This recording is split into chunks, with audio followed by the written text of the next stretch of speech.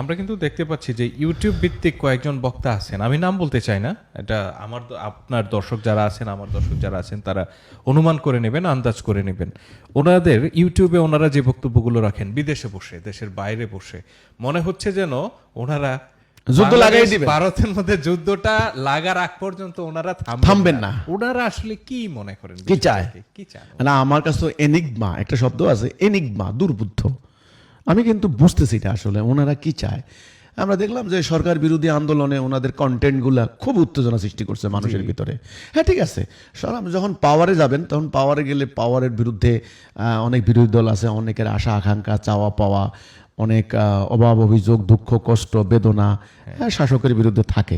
সেই হিসেবে সেগুলিকে কন্টেন্ট বানিয়ে প্রচার করলে সেটা মানুষ দেখে, মানুষের সাপোর্ট পাওয়া যায়, সেটা একটা প্রয়োজন ছিল। কিন্তু এখন দেখতেছি বিদেশে বসে, যেমন দুবাইতে বসে ধরেন, সৌদি আরবে বসে, মালয়েশিয়া বসে, আমেরিকা বসে কন্টেন্ট বানাচ্ছেন, উস্কানি দিচ্ছেন, ভারত বাংলাদেশ মারামারি লাগলেই কেমন যেন শান্তি।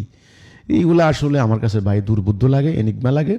আমি আসলে এগুলির ক্ষেত্রে সাপোর্ট করছি না। আমি বাংলাদেশে যারা ভেতরে আছে, আমরা যারা আছি, চাপটা তো আমরা বুঝি, দুঃখটা আমরা বুঝি। এখানে আপনি আমেরিকা বসে তো আমার দুঃখটা বুঝবেন না সত্যিকার অর্থে। যেমন ধরেন 5 তারিখের পর আমার গরুর খামার 200টা গরু, এর তো 10 দিন পরেই তো শুরু হয়ে গেল আপনার বন্যা, মানে ফেনী নোয়াখালীতে ব্যাপক বন্যা। সেটা নিয়ে কি দুর্গতি গেছে আমাদের।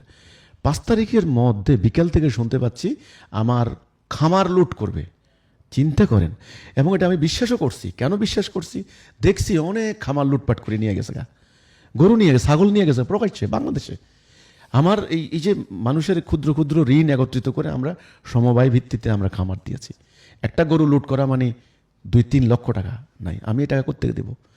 খামার লুট করবে, মাছের খামার লুট করবে, সে পর্যন্ত হুমকি পেয়েছি। তো এখনও আমি বাংলাদেশে নিজেকে নিরাপদ বোধ করতে পারছি না। আপনি বলেন, আমি কোনো একটা মার্কেটে ওপেন অন্যান্য 8-10 জন মানুষের মতো হাট বাজার করা এটা আমার অধিকার না? কিন্তু আমি আজকে নিরাপদ বোধ করতে পারছি না। কেন পাচ্ছি না? গতকালকে জেহাদি ইলিয়াসুর রহমান জেহাদি, এই ভদ্রলোক, উনি আমার বিরুদ্ধে অনেক কথা বলছেন ফেসবুকে, আমি সেটাকে বলছি না। উনি কালকে একটা দেখলাম ওনার গাড়ি এমনভাবে ভাঙছে নির্দয়ভাবে, আর একটা সম্পদ তো বেচারার কোটি টাকার গাড়ি।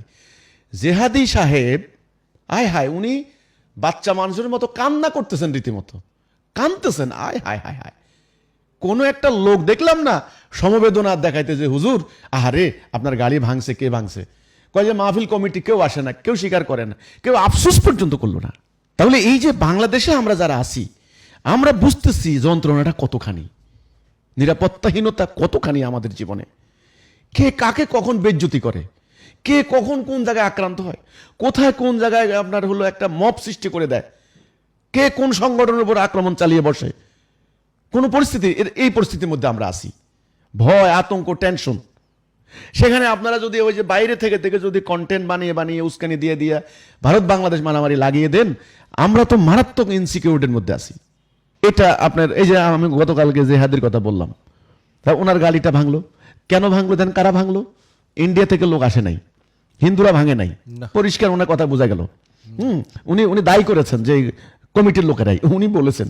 তো এই যে মাহফিলের মধ্যে এক হুজুর আরেক হুজুরের বিরুদ্ধে এই যে উস্কানি দিচ্ছেন, এই দিনের দিন নয়, দিন তো আরো আছে, তাই না? ফেতনা তো নিজের দিকে ধাবিত হয়। উস্কানি দিচ্ছেন, অমুকরে উত্তেজনা করো, অমুকরে এই করো ওই করো। এর আগে দেখলাম হবিগঞ্জের একজন মাহফিলের বক্তা বক্তব্য দিয়ে আসতেছে, রাস্তা ধরে জিব্বা কেটে দিছে। এর জন্য র্যাব গ্রেপ্তার করছে, কিন্তু সে তো করছে কারণ অনুসারীদের মধ্যে তো সবাই সমান না। তো বাংলাদেশে কিন্তু আমরা এই থ্রেটের মধ্যে আছি, আমরা এই কষ্টের মধ্যে আসি, এই যন্ত্রণার মধ্যে আছি। কখন ডাকাতি হয়ে যায়, কখন হামলা করে বসে। থানার পুলিশ যদি বলে ভাই আমাদের নিরাপত্তা নাই, ভাই আপনাদেরকে কি করে নিরাপত্তা দেব, সেফটি দেব? দেখেন, আমরা একটা জনসভার অনুমতি চাই, অনুমতি দেয় না, কয় যে নিরাপত্তার সমস্যা আছে। কি নিরাপত্তার সমস্যা আছে? তো আমারই তো মানবাধিকার নাই এখানে। তো এই হলো যখন বাংলাদেশের ইন্টারনাল সিচুয়েশন, আমরা অনেক চাপে আছি, আমরা অনেক প্রেসারে আছি, অনেক সমস্যার মধ্যে আছি নানান দিক থেকে। আপনি বলতে পারেন যে আপনি হিজবুত তৌহিদ করেন, এই জন্য আমার মতো আরেকজনও একই অবস্থা।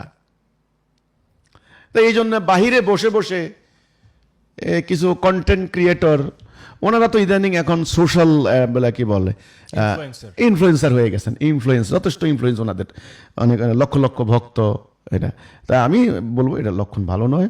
এই যুদ্ধ লাগিয়ে দেওয়ার জন্য উস্কানি দেওয়া ঠিক না, বরং এটাকে কি করে আমরা নর্মালাইজ করতে পারি, স্বাভাবিক করতে পারি, হ্যাঁ এটা হলো কথাটা। এটা আমাদের, কারণ আমরা প্রেশারটা আমরা বুঝতেছি কতখানি প্রেশার।